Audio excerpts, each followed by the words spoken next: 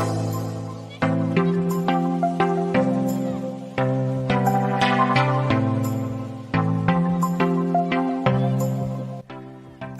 I hope I'm not making you nervous, am I? Good evening and welcome to this live special on Back of the Net this Thursday night. It is the Final 10, Show 9. A while ago we said that if we're going to do it, we've got 10 games to go. The last one would be Wembley. And that's where we can get if we don't concede a goal against Brentford. Welcome to the pre-match free-for-all where you can have your say. Now, everyone's welcome on tonight to share their opinion about how they're feeling, a bit of group therapy, call it what you like. You can get involved on chat or on screen. If you want to come on screen, just go to afcbpodcast.com/take part, and then we'll bring you in as soon as we can. So, how are you feeling? I must admit, after recording the show live on Tuesday night, I think I feel worse. We've got a pinned tweet on Twitter that's got this very show going out. If you just reply with a GIF that sums up how you feel, we'll take a look, and I'm sure we'll get some on the show during the course of the evening. If you want to show some support for this YouTube channel, then you can do so. Of course, you can buy us a coffee with the usual links, but why not just give us a thumbs up, stroke like button to help show your support for Back of the Net. So, I tell you what, this feels like the longest week in the world, but we started it in a good way, and it was a 1-0 win. Yeah, got the advantage. We burst that bubble. That's 12 games without a loss for Brentford, and we take something into the second leg. It was great. I mean, we were pumped for it. We just looked really up for it, which didn't surprise me. A lot's been said. Brooks was fantastic. My nerves are just a wreck. I'm a nervous wreck. I've got goosebumps. I feel absolutely bloody amazing. That was sensational. So Bournemouth are now halfway to get into that final, and it's just incredible. I'm doing very, very well, Sam. I think it felt like the longest game of football I've ever watched in my life. It felt like it was gone on for about 2 or 3 hours at least, and then you realise there's about 30 minutes to go. And in the first half, it was ghosts of Bournemouth teams past. Dominate, miss a glorious chance, and then let them back into it. But then Stephen Cook, like a mid-80s Brian Robson, taking the game by the scruff of the neck. A header at a corner for his first goal of the season. I thought it was screaming into the top corner, but it didn't. Then he took that run all the way up the middle of the park and eventually got injured. But what I've said on a previous podcast, we have replacements for these players, and Mepham is a very, very, very, very capable replacement for that man. Hello, mate. Hello. How are you doing, buddy? Yeah. 1-0 over Brentford. Yeah. Great result, wasn't it? Yeah. But what a performance! I didn't see that coming at all. I really was a little bit pessimistic, to be honest. I think I went for a 1-1. I think that was me being positive. Actually, I thought they had the psychological edge over us. But what a performance from front to back. We were, and especially the back. I think we were solid as a rock tonight. Yes, we certainly were. Those were your opinions on Monday evening after that 1-0 win over Brentford. Hope you're doing all right. Good evening. Welcome to the free-for-all. Wow. In less than 30 hours' time, it's match day and it's squeaky bum time. Cherries carry the narrowest of advantages to the Brentford Community Stadium, where the home side, well, they're looking for a repeat of either of the 2 scorelines that they actually got against us in the regular season, because one of those results would send it to extra time, of course. If they were capable of making it more emphatic, though, they'll go through. It's a match that's on a total knife edge. If we score, though, wow, it could certainly put a cat amongst the pigeons, and we know we're capable, right? So is the weight of expectation from the Bees supporters after a series of failed playoff campaigns transmitting over to their players? How much is the fear of failure maybe affecting them? Is it a case of paralysis by analysis? We hope so, but we've got to look at ourselves rather than talk about the Brentford bottle A, because for AFCB, the position is clear. Just don't lose the game. We're 90 minutes away from Wembley, and now is not the time to switch off. As Bournemouth fans, we know that we're a side and a fan base that might as well have the fibres of adversity woven into our club crest. Because look, we've chucked money in buckets, we've done a series of points deductions, and but for Steve Fletcher's right boot, we were destined to be playing teams like Barrow rather than Brentford. There's a never say die attitude that comes to the fore when it's most needed with this club, and it's fair to say Saturday needs to be another one of those days, because Brentford, look, they're a talented side. They've got a great model. And if not this time, they'll be back. Will we? Possibly not. Probably not. We're not built the same. And our Premier League stars, they're going to want Premier League football. So there'll be departures, players will go, and the rebuild will be a bloody tough ask, I'm telling you now. At one stage this season, I've got to say, it looked like it was never going to happen.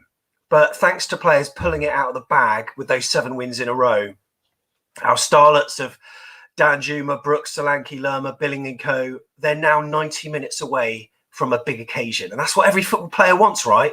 Gracing a stadium that's etched in history, the home of some of the world's most memorable games, and a chance to take part in the most expensive and lucrative match in world football.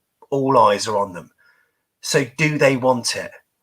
Do they want to give the Cherry supporters the best day possible? Well, for a number of times this season, we weren't really sure they did.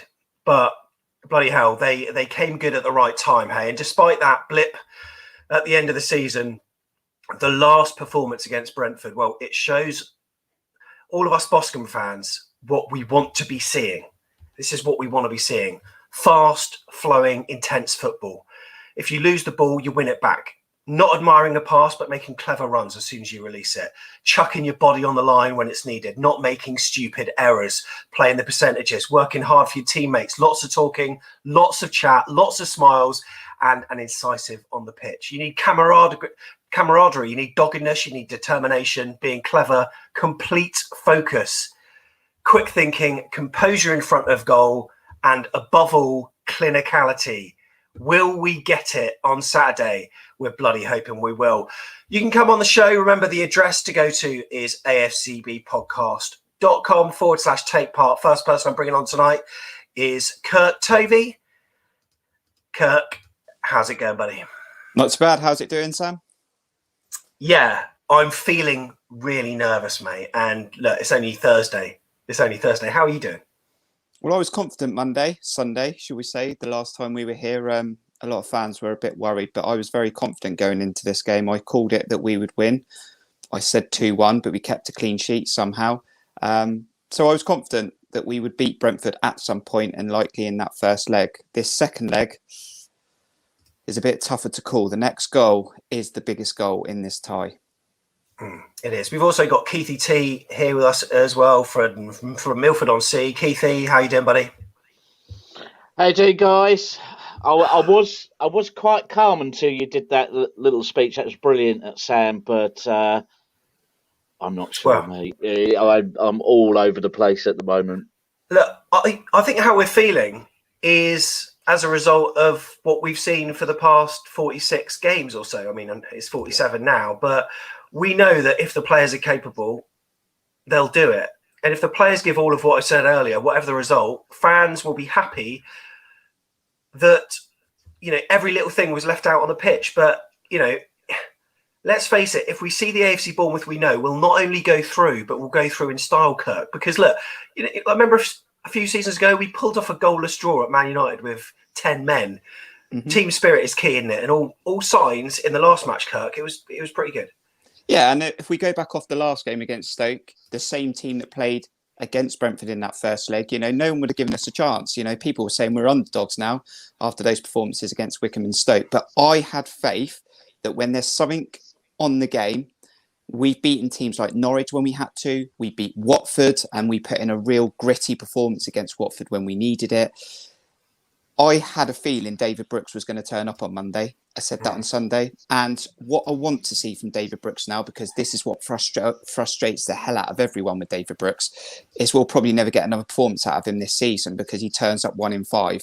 What he gave us Monday, the assist, what he was trying to do in the first half, because ultimately he was probably our most effective player in the first half in trying to create stuff. and he got that assist for Danjuma. So again, David Brooks needs to turn up. Phil Billing needs to play his part.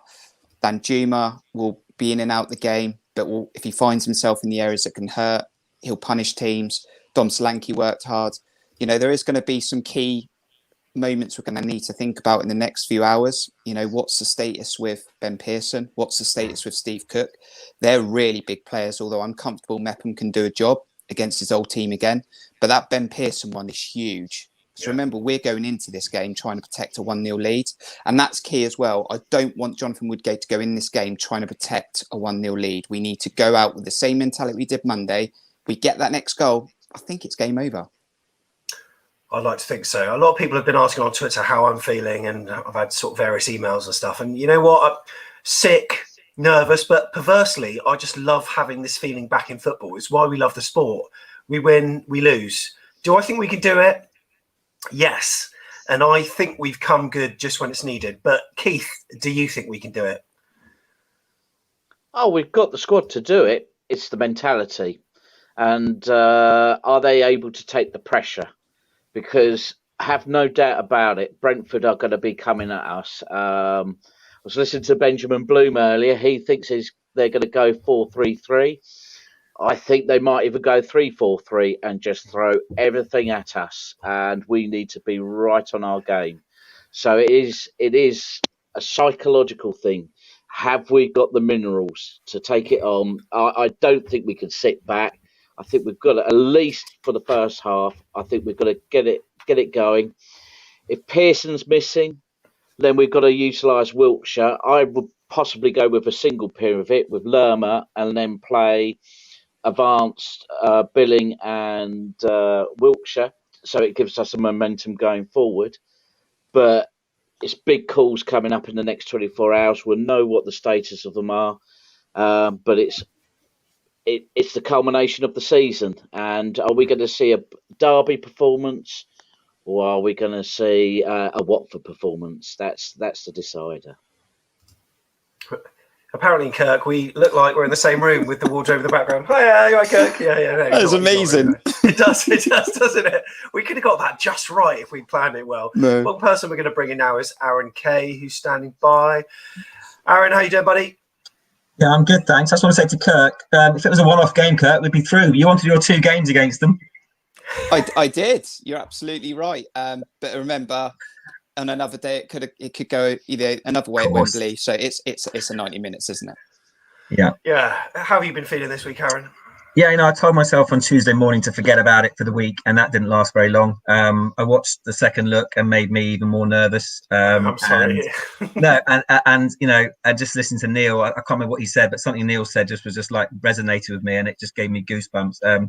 And just been, the kids come home from school every day and tell me how many hours till the game, so that also doesn't help. But yeah, I'm okay. I think in hindsight, I think we needed a second goal.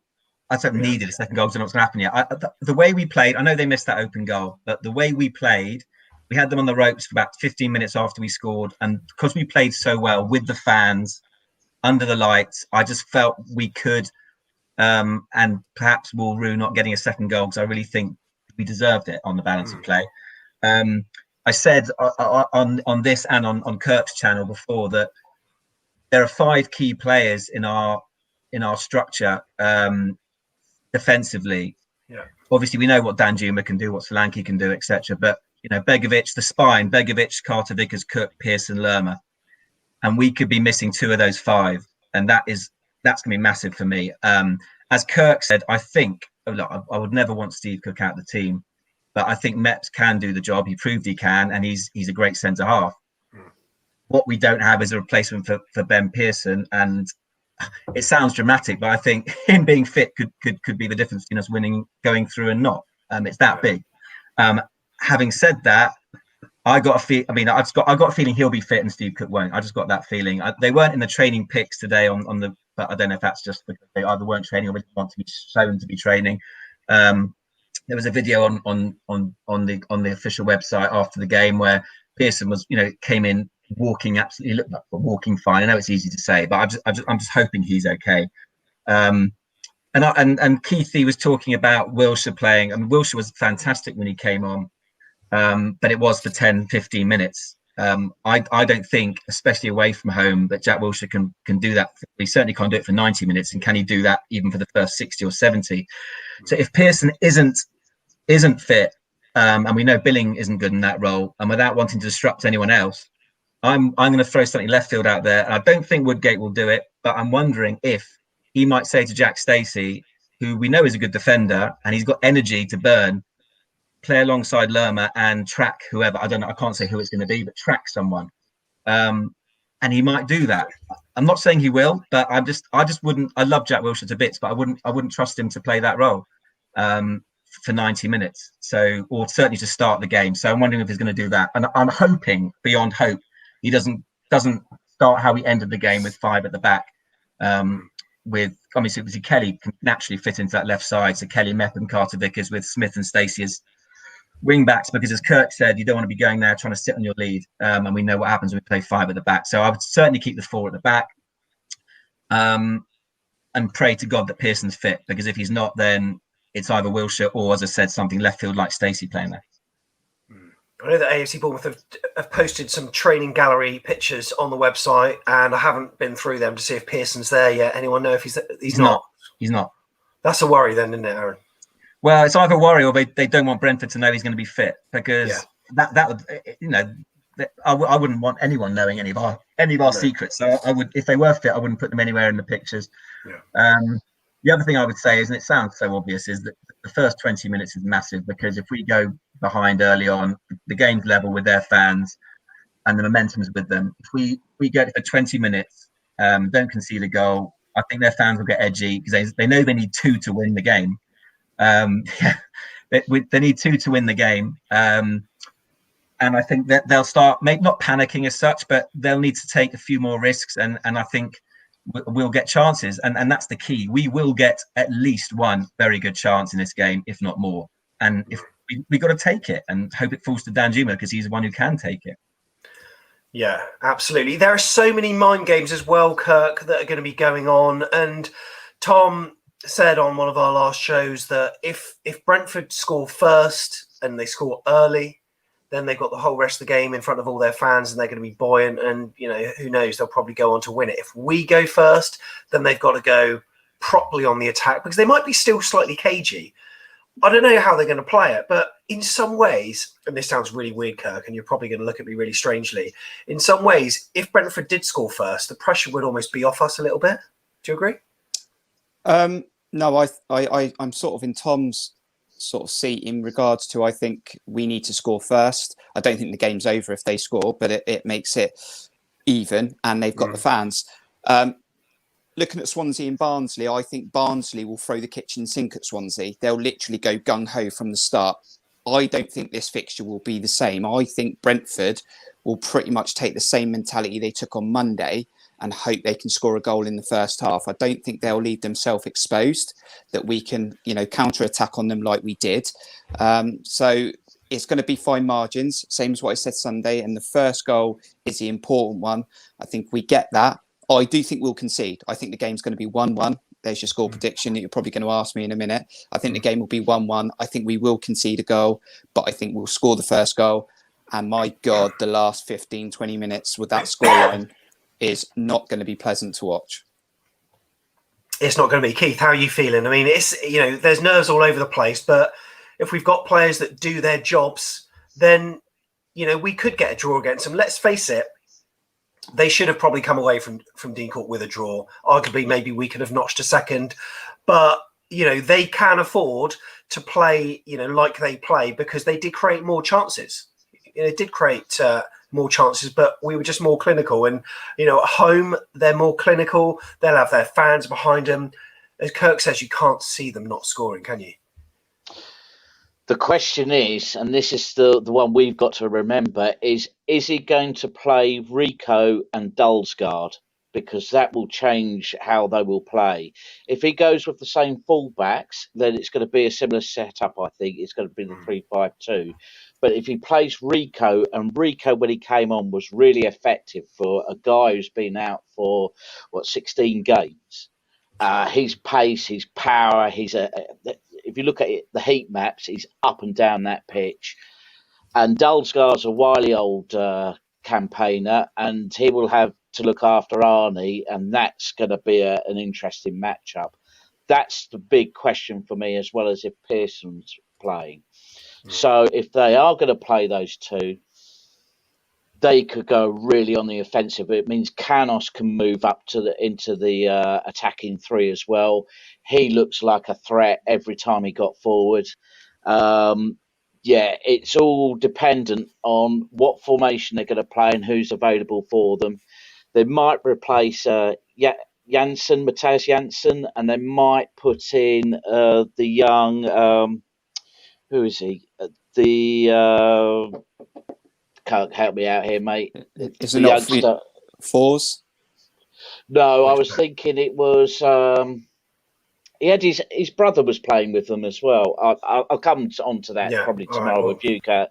But it's really going to be interesting how they're going to set up, because if those two are fit and eager, then we've got a real tough battle. And I think so. The advantage we've got, I think, firstly, and I'm maybe clutching at straws here, but a 12:30 kickoff. Their fans can't go out drinking all day, and it's a night game where a bit more atmosphere. I think there's always a slightly less atmosphere, which could help us, hopefully.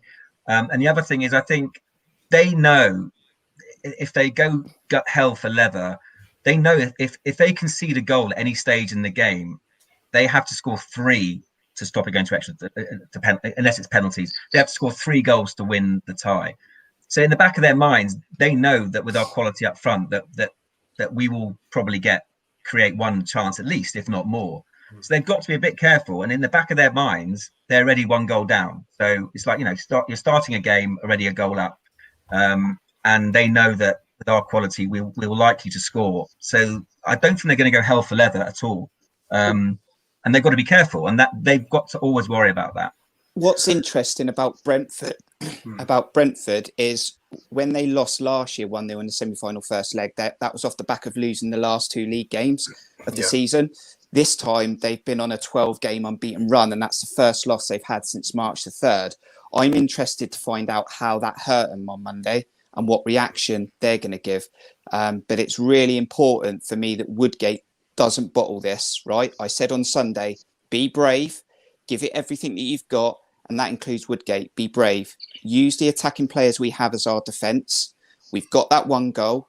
Don't sit back. Don't let them come on to us. Let's hope we can counter-attack, go back to front just like we did, get that first goal, and then it's over to them. If they win from that point, I'll be clapping for them and say, look, do you know what? They've done us after losing 1-0 and going 1-0 behind. But I just want Woodgate and the team to just go, look, let's go for it. Let's get that first goal and then see what they got. Brilliant. Kirk, so your prediction is 1-1. Can we have a scorer from AFC Bournemouth just for people's bet slips?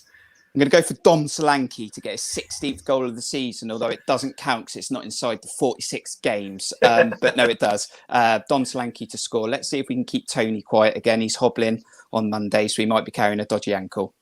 Brilliant, Kirk. Thanks very much for coming on. Really appreciate it. No worries. Cheers, guys. Have a good one. See you tomorrow, mate. Cheers, buddy. Take care. And if you're new to the channel, by the way, make sure you hit the like and subscribe button. Whilst you're here, we're going to be covering the playoffs in depth, let's say, and especially if we win. Wow, the the reaction videos that will be coming out during the week and the build up to Wembley will be massive. But it's huge. It's absolutely huge for this club. Keith, can you finish off with a prediction for us? It's really hard. The player I was thinking of is Josh Da Silva. He might be making an appearance tomorrow. So I'm going to go a 1-1 draw. Same as Kirk. Well, I'll take that. Keith. Keith, thanks very much for coming on. Thank you, Captain. See you later, Aaron. Yeah. We'll switch it up with Stu's ready to come on, as well as Morgan and John. And later after that, we'll bring in Daniel and Tom as well. Aaron, go on then. Firstly, what do you want to see? And finish off with a prediction for us. Yeah. Just nothing stupid. Do the basics at the back. I can see Kirk's point of if we know if we get a goal, they've got to get 3. But I don't think for 1 minute that he's going to go flying out, Jonathan Woodgate. I think he knows how important that first 10, 15 minutes is. Quieten the crowd, get them a bit frustrated, and then by all means, certainly don't sit back on it, but don't go hell for leather, and just don't concede in that first few minutes is massive. As far as score prediction goes, well, I'm going to go for 1-1 as well, because I do think we'll concede. I do think we'll score. I think we'll go through. That's me being very positive. I won't tell you my negative thoughts, but let's all be positive. Kirk is such an influencer, isn't he? Like, he says 1-1 and everyone's just like, yep, 1-1, I'm agreeing with him, but tell you what, he's not wrong. Aaron, thanks for coming on, mate. Really appreciate it. See you on the other side. See you on the other side. Should be interesting. And let us know what you think the score is going to be in the predictions. We will flash them on in the comments, and we will flash them on screen throughout the course of the show. Now, this is the first part of a Cherries double header tonight. If you haven't heard of Talking Cherries, well, you might want to check them out on Twitter at Cherries Talking. At 8 o'clock tonight, they're going to be on a Zoom call where it's going to be an informal chat about all things Cherries, football, life in general. If you're feeling down, if you're feeling low, it's a great place to be and take part in the comfort of some great Cherries fans. If you want to get on the call before 8 o'clock, just go to afcbpodcast.com/talking. That will redirect you to their Zoom link, and they'll be going live straight after us at 8 o'clock. We will remind you of those details a bit later on in the show before we finish. Right, next, we're going to bring on Stu Birch, who's been waiting. Oh, mate, and what a shirt that is. Hello, buddy. Hello, mate. How's it going? Yeah, really good. I'm loving that shirt. What season was that from again? I think the 93, 94 season. Yeah. AD Pennock. AD Pennock, yeah, that blonde mop. Absolutely superb. The old pizza kit, as they used to call it. We've also got John Spark, who's with us as well. John, how you doing, buddy? Yeah, I'm doing pretty good. I don't think I've quite got the nerves yet. I'm trying to be as apathetic as I can, which is quite difficult when you're this invested in the result of one 90-minute game. Yeah, and Morgan Scott is here as well. He's been patiently standing by. How are you, Morgan? Confident. I don't know why anyone needs to be anything but confident. It's a game of football at the end of the day. You go out, you perform, you turn up, you go to Wembley. If you don't perform, you don't go to Wembley. It's simple. But we have to expect the players to turn up, haven't we, Morgan? And for many times this season, they haven't. But they did show us on Monday night that they can. And that's what's obviously helping your optimism, is it? Oh, absolutely. When the performances that we've seen for the majority of the season into the final few weeks, you would call me a bit of a fool if I'm saying that we're going to go and win at Wembley. But after, the performance we saw on Monday night, I'm not going to pretend it was the easiest ride in the world, but it was a lot more better than we have been. And we did the nitty gritty and we got the results. So I don't think we should be too optimistic. Of course, you've got another 90, 95 minutes, maybe another 120 minutes. Who knows if it's going to go to extra time, but I think we'll get the job done in the end. Stu, how are you feeling about it then? Nervous? Worried? Very nervous, but obviously it's like I say, I think everyone wanted that second goal on Monday night. I think obviously it's still, like I say, it's still only half time. And obviously, with the fans that Brentford have got, they've got double the fans there. But like Kirk said, I think if we just put the same effort as we did on Monday, we should be confident. It's just as nervous. It's such a massive game, but hopefully, if the players step up like we have done in these big matches throughout the season, then who knows? But I'm going for a 1-1 draw, like the other guys are saying. I think.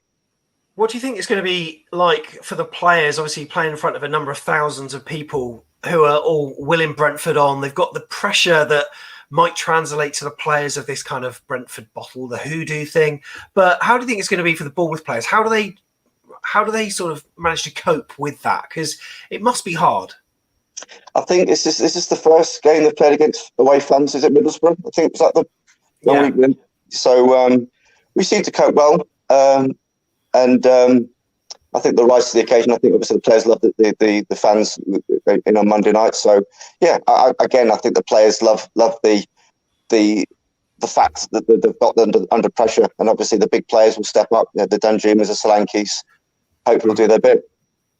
And John, these big players like the big occasion. We know that Danjuma has got designs on playing football at a level much higher than the Championship. I think he's even got eyes on, the Dutch national side and even Champions League. But this is his opportunity to shine, isn't it? On one of the biggest showcases there is. It's huge match. They call it the sort of most lucrative match in world football. And, that in some ways there's no bigger a stage really, because it's such an exciting football match, if we get to Wembley, that is, that is viewed by people from all over the world. But to get there, he needs to shine at Brentford. So hopefully players like that are going to step up, hey?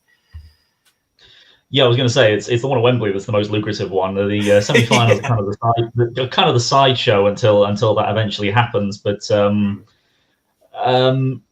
yeah, I mean, especially when Danjuma didn't really turn up in the game against Brentford 4 or 5 weeks ago, however long it was, he was completely absent in that game, and certainly had a big impact. I would say, I mean, not a huge impact, but certainly was present, outside of the goal, and obviously his moment in the build-up to the goal as well, initially sort of poking the ball past Janelt before the rest of it followed through. Yeah, it's not just him. I think Solanke's a little bit more grounded, but I'd say Billing would certainly want to be in the Prem. You've got Lerma is the local man that's pleased, but I'm sure he would be even more pleased playing in the Premier League so that he can make sure he's always in the Columbia squads. Pearson, I don't know how he's not already in the Prem. We've got so many players that could easily play in the Premier League, so it's they've all got to just prove it. And yeah, I mean, I've seen mentioned in the comments. I saw people mentioning. I think I don't think there's any reason why we won't go with the 4-2-3-1, and we won't go with basically the exact same lineup that people think it is. We had so many issues with people talking about getting rid of the back three, with people talking about 4-3-3, then 4-2-3-1, and just Woodgate is very clearly set out the stall. This is how we will play. This is the players we use, and this is the setup that we use. And there is zero reason to change that. I find it funny people mentioning in the comments about maybe we'll play a back three or maybe we'll change this. It's like, guys, like, how long were we arguing with each other about the fact that if Bournemouth turn up, they beat anyone? And it's that simple. We know this now. If Bournemouth turn up, we will win. Well, might not win, but we will definitely go through if we turn up. So it's really as simple as that. I spent a bit of time just in the last couple of hours just actually looking back through some old playoff, what all the old playoffs sort of went through. It's quite funny, actually 20 years worth of playoffs. If you go into the second leg with a lead, it's a 78% you go through. It's only 6 times. It's 27 times there hasn't been a draw. In the last 20 years. 21 of those times, if you have the advantage, you go through. 6 of those times, if you were losing, you're able to make the comeback. And in all 6 cases, the team that came back were only 1-0 down. And in fact, 3 of those times happened in the last 3 years, and they were all in the third, 6th game. So it's like, I can keep digging, and some stats may be more nervous, sometimes less so. But at the end of the day, this game, particularly if you compare this game to Brentford coming back against Swansea last year, we are a much better team than that Swansea team was. But this Brentford side are better than that old Brentford side was. So it's an interesting one. The most important thing from that game, and that I hear all the time when pundits talk about the game, is that Brentford blitzed Swansea. They scored 2 in the first 20 minutes, I believe it was. And from that point on, Brentford were relatively comfortable. I think Swansea equalised, but then Brentford picked up a winner. Whichever way around it was, Brentford made it relatively comfortable by the end of the game. This time around, I don't see that happening. I really like Darren's point about the spine of the team and the fact that obviously we don't want to be missing it, but we have very capable players to fit in Mepham and Wilshere. I'm really not overly worried at this point. When I see how the first 10 minutes go, that's when the nerves will start kicking in. But right now, I'm still pretty confident about us going through to Wembley. Stu, are we capable of being that counter-attacking side that can soak up waves of pressure and then go on the counter-attack? Because, well, we know we can counter-attack, but are we that side that is that good in terms of our defence to be able to cope with, the likes of Tony and co? Well, we've proved it on Monday, and obviously for one of the first times, I think we actually had much possession. I think it was only like 40% of the possession throughout the match. So we're normally used to playing, controlling the game. So yeah, we've proved we can do it, but obviously we're not renowned for doing it because normally we have the majority of the ball throughout the season anyway. So yeah, no, completely agree. So Morgan, where do you think the game's going to be won and lost then? Or well, hopefully it's a draw, that'll do us. But how do you think it's going to go, Morgan? Where are the important battles on the pitch that you're going to be looking out for? Obviously the back four concerns me. If it turns up as and they're putting their bodies on the line, then it's a good day at the office. If they're all over their place, trying to play scruffy ball around the back, mucking around with it from the two centre halves, which takes about half an hour, then we can't be doing that. It has to be simple football, 5-yard passing, tracking your marker. I want to see people winning the ball back. If you lose it, you're tracking that back. You're winning it back within 6 seconds of losing that football. It's as simple as that. There's no, you cannot not turn up at this level. It's important. It's a knockout tournament, and it's like a mini Champions League or whatever you want to call it, but there's a reward at the end of it, and that's to go to the Premiership. And if you can't compete at this level, you can't go to the Premier League. Also in the and obviously David Brooks and Arnaud Danjuma have to be on their A game. They have to be making them run, confusing the Brentford defender, scoring goals, and just be a menace. They have to keep pressuring them into mistakes. It's simple. And then obviously we got the GOAT of Asmir Begovic in goal. Yeah. With Mark Chavez to come off the bench for a shootout or to get a header if we need him as well. So it's all good, isn't it, really?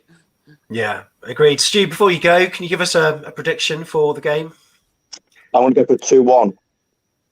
2-1 Bournemouth win. That's what I like to hear. Even if it's 2-1 at extra time, we go through, don't we? So yeah. All right. Well, I'll take that, Stu. Thanks very much for coming on. Really appreciate it, buddy. Okay. Cheers, buddy. Yeah, agreed with what you said, Morgan. I'll tell you what, it's going to be an interesting game. How are you going to be watching it? Where are you going to be watching it? Are you going to be watching from behind the sofa, between the cracks of your hands as they go over your face? How are you going to watch? Because I still don't know my plans yet. But what are you up to, Morgan? I might put a face mask on and then over my eyes so I don't have to watch it, and then I can just listen. I don't know, to be honest, but you haven't even thought about it. But it's going to be brilliant. I might actually go and stand outside the Brentford ground and go and watch it there. Who knows? I won't be able to get in, but no, I'm not sure I can put myself through that. But it's going to be difficult. But try not to be too negative on this, because we just have to. Football is football at the end of the day. We all love it. It's a passion. And if our team does well on the day, we win the football match. If they don't do so well on the day, well, then we try again. It sounds boring, but yeah. And all we want to see, John, is that the players have just left it all out there on the pitch, don't we? And if the better side win and go through, then fair enough. We just don't want to see any stupid mistakes or a sending off that will sort of determine the fate of the fixture, that kind of thing, do we? Yeah, obviously things like that you definitely don't want to be the thing that makes the difference at the end of the day. I mean, Brentford fans may well look at two decisions from the previous game. The penalty that they probably could well have got on another day in the first half, with Smith kicking the back of Fosu, and then Mbeumo miss, which could well end up being the deciding factor, especially if it's 1-1 on Saturday. Then that really will be the thing that Brentford fans will look at and go, my God, that one ball was the thing that decided the 180 minutes. And as much as I'd love it to be just sort of like, and I do think there is an element of one team turns up, the other doesn't, then the one that turns up will win. But if both teams turn up, then there's a lot more going on in the game, obviously, and certainly tactically. Jonathan Woodgate is probably going to be the least tactically astute of all four managers that are in the playoffs. And Thomas Frank has been there before and obviously already masterminded a recovery from behind. So it's going to be very interesting. And I mentioned it on the review to the previous game. What formation Brentford show up in is the most interesting thing for me before the game, because the fact is that Rico Henry's back and Dalsgaard is back. Yeah. And I was looking back, and obviously a lot of Kirk obviously rightly mentioned it. They were on the back of a 12-game unbeaten run before we ended up putting them away at our place, which was a fantastic thing for us. But what people may forget is obviously Brentford went on an even better unbeaten run from October to February for 21 games, and they were playing in a 4-3-3. They were playing with Dalsgaard on the right and Henry on the left. And if Thomas Frank has fit, even if they were 70-75% fit, he's going to start those two and play in their 4-3-3 because he didn't have Rico for a couple of months and he stuck to the 4-3-3. But as soon as he lost Dalsgaard, they played one more game in a 4-3-3 with Roslev and Sorensen. It was a 0-0 boring draw against Coventry. He changed to the back three and they flattened Preston 5-0 the game after. So it's then since then they've got slightly better with the back three. They started picking up some wins and obviously they went 12 games unbeaten. But with his maximum amount of weapons available, he will go back to the 4-3-3. The interesting thing will be is the midfield battle if that's what's done. I'm not too worried about the wings. I'm worried more about the midfield battle if it goes to that extent. I think because particularly if we don't have Pearson, they have the playmaking central midfielder has a little bit more freedom. They'll have the options that you usually get with Jano and not Janssen. Whoever it is the other central midfielder. So there's a lot that can still happen, and it really is going to sort of be on what formation they play, and then whether we've got Pearson. I reckon because Steve Cook, I'm not as worried. If Mepham comes in for Steve Cook, I'm not as worried. If Pearson doesn't come in, that makes me a little bit more worried. But in the end of the day, if we do play good counter-attacking football like we are capable of, we'll definitely nick something on the counter, and I certainly expect both teams to score on Saturday. Okay, well, I think I feel slightly better after you said all that, John. So yeah, appreciate you coming on. Really, really do. And yeah, hopefully we're all smiles next time I see you. Yeah, fingers crossed. See you on the other side. Yeah, will do, buddy. See you later on. Thanks very much. And Morgan as well. Go on then. Finish with a prediction then.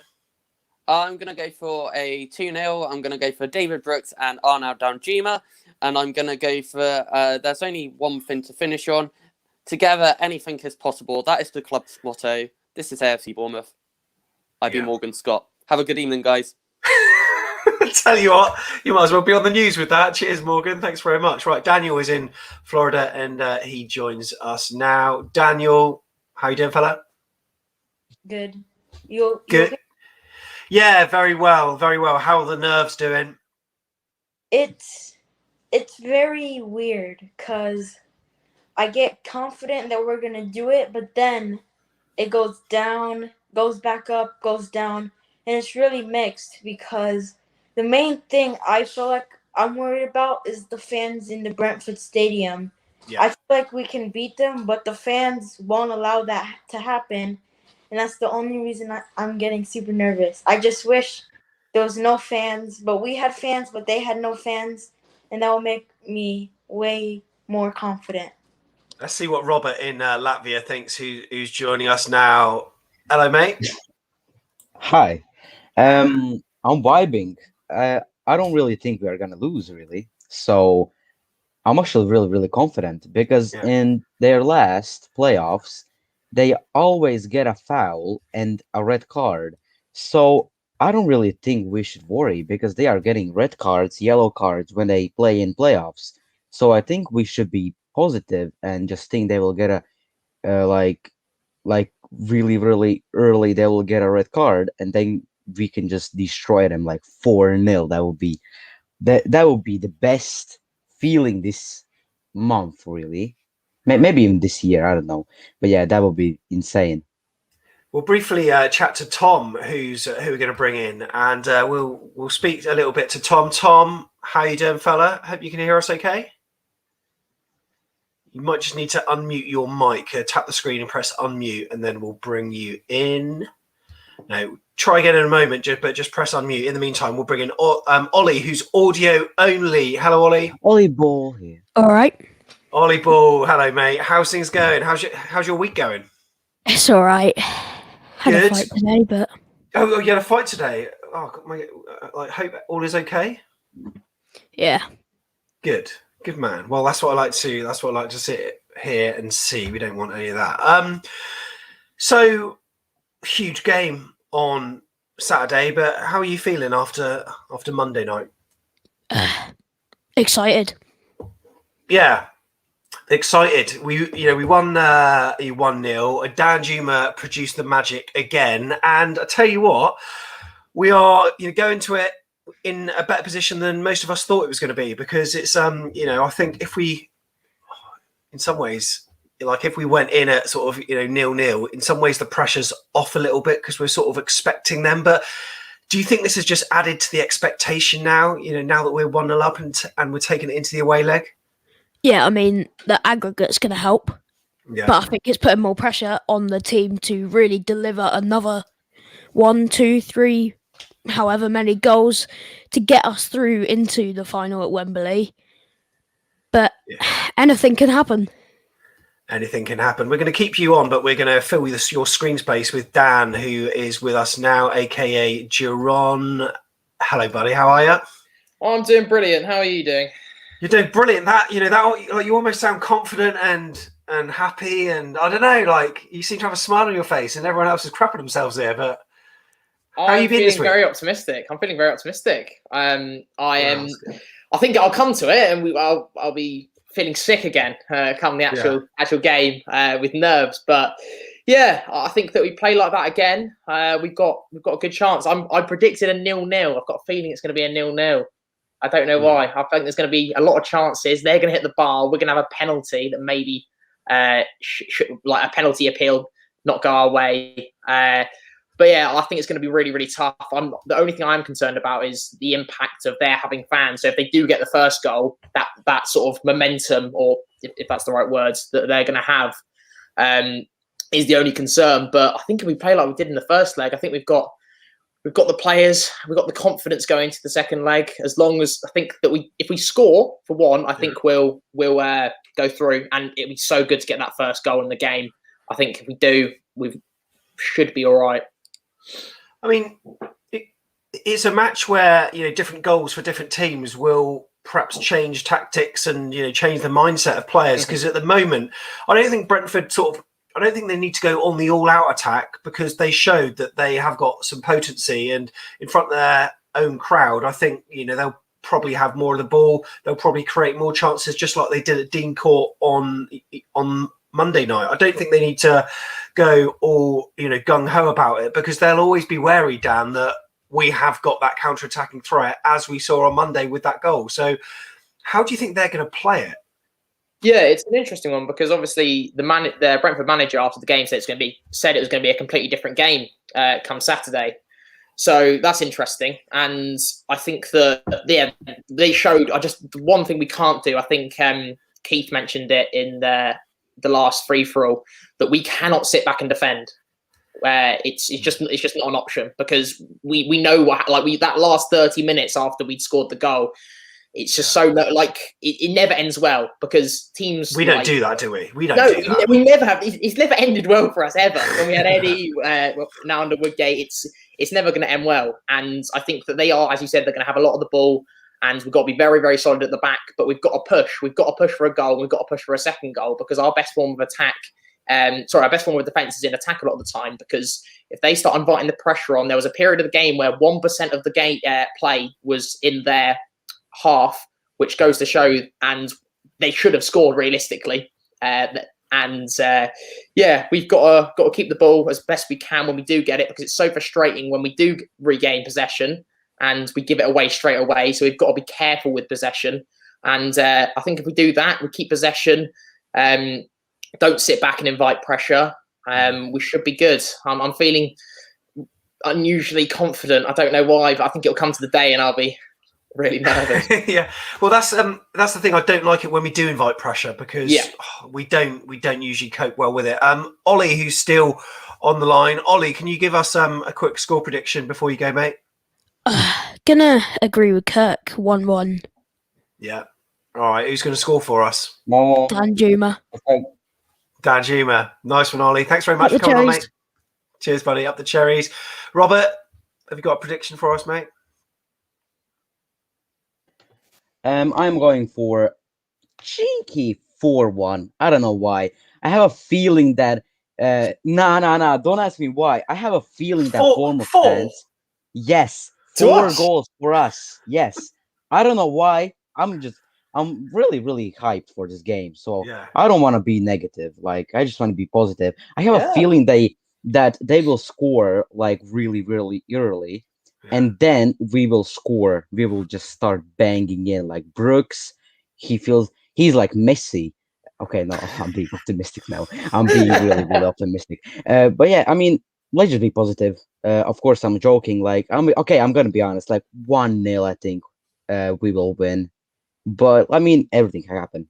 We can see us losing 5-0, and we can see us winning 4-1. Let's hope we will win.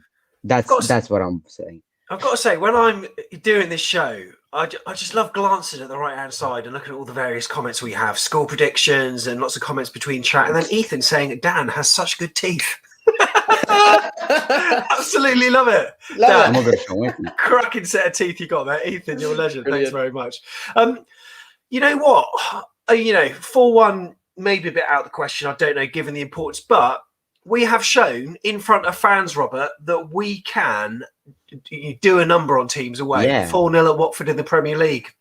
5-0 We at love Brighton. to see fans. Yeah, you know what? There were others, and that was in front of full crowds as well. So I'm just hoping the fact that there aren't any, Cherries fans is not going to put them off at all. But I will take a 4-1, Robert. I honestly will. Anyway, you're feeling good though, so that's the main thing. Up the Cherries, buddy. Really appreciate you coming on, Daniel. Before you go, mate. I mean, next time I see you, I really hope you've got a smiley face. And will that happen? Will Bournemouth win, Daniel? I feel we can, but I think it's going to be draw because if we remember the Middlesbrough game, we were with the opposite fans. We seemed to struggle, but our heads were still in the game, and I feel like it's going to be exactly like that. And I'm going to say the same thing Kirk said: 1-0, Dominic Solanke. 1-0, Dominic Solanke. Brilliant. Thanks very much for coming on, Daniel. We'll see you soon. And Dan, before you go, are you going to go for a 4-1? Not that optimistic, unfortunately. But if I'm being realistic, I can see us getting through with a draw. I think that a 0-0, like I said, is I don't know why I've got a feeling maybe a 1-1. But I think that first goal in the game, if there is a goal in the game, will be so crucial. I can feel that being the deciding factor. I think if we get that first goal, especially if it's early, I could see us holding on and going on to get the victory. But if they do get that first one, I'm worried about with them having fans there, what kind of effects is that going to have? But, just rock up. Dom Solanke scores a 5th-minute goal, maybe scores a second, 30th minute. We're cruising. It'll be fine. Cruising. Dan, thanks for coming on. Really appreciate it. No worries. Cheers for having me on. Cheers, Dan. Thank you very much. And look, we're only on for an hour tonight, but if you want to carry on the talking, you can do so with Talking Cherries, which is a fans-led mental health initiative, which is aiming to create a no-pressure, non-judgmental, relaxed environment to talk and tackle the silence around mental health. And they're going to be on Zoom very shortly. Their call starts at 8 o'clock, so you can head on now and get ready. And to go to that link, it's afcbpodcast.com/talking. That will take you straight into the room on Zoom. And then for the next hour or so from 8 o'clock, you can chat all things Cherries. You can chat, you can listen, whatever you want to do. It's a relaxed environment. So do get involved. And it's a thing that they do regularly. Check their Twitter account for more. Their account is at Cherries Talking. But you can find more on their website as well at talkingcherries.org.uk. So head to that link now. Just going to close off with a few comments. Sammy's going to be on there. It's just a chit chat with mates, not a support group. I just read what was on the Twitter bio, Sammy. May the best team win, said Dominic. Yeah, cheers. Thank you very much. The Zoom link for Cherries, that Talking Cherries meeting, it's afcbpodcast.com/talking. You do need to have Zoom installed on your device, whatever it is. Another prediction there, 4-2. Bournemouth will win, says Sammy. I'm sure you've gone for a 3-1, of course. And Ethan, you can join Talking Cherries, absolutely. All you need to do is get to that link that I posted on screen, afcbpodcast.com/talking. It will redirect you to a Zoom link. And at that point, you can either launch it if you've got Zoom on your device already, or just download the app and you can get going with that. Thank you, everyone that's joined us. That's us done for now. I know that Kirk's planning more content on his channel for tomorrow, but the next time you'll see my face will either be happy or very, very sad. I'm hoping it's the former rather than the latter. Until 2:30, on Saturday, or maybe 3 if it's extra time. Up the Cherries, come on!